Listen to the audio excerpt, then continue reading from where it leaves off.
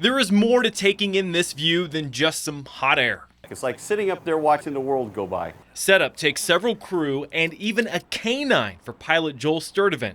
Hand it to me. Get the bag. Get that bag. Come on. Hand me that rope. Well, this is Leica. He is part of the crew. Joel adopted Leica about 10 years ago from a local animal shelter and taught him some high-flying tricks. At one point, we were working on this high-altitude ball drop.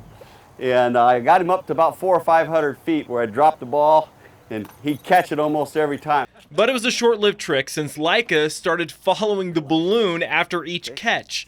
And yes, Leica flies too. And he actually uses these step holes as little windows. He looks out these as he's flying. But before you step into the basket, you have to get the balloon ready. What you're going to do right here, Mitch, put your foot on a lower cable right there. Okay. And you're going to hold that open and high and as wide as you can.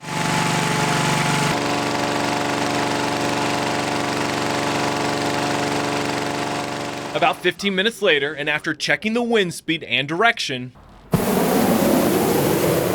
you are way up before you know it. Now I'm taking off pretty hot right now, and the reason I'm doing that is I want to see if I can get up and get in that wind to bring us back. We are right at 1,000 feet. As we're flying along, the balloon just will naturally cool off a little bit and start to come down a little bit. So I'm just maintaining that altitude as we're flying along by adding a little heat.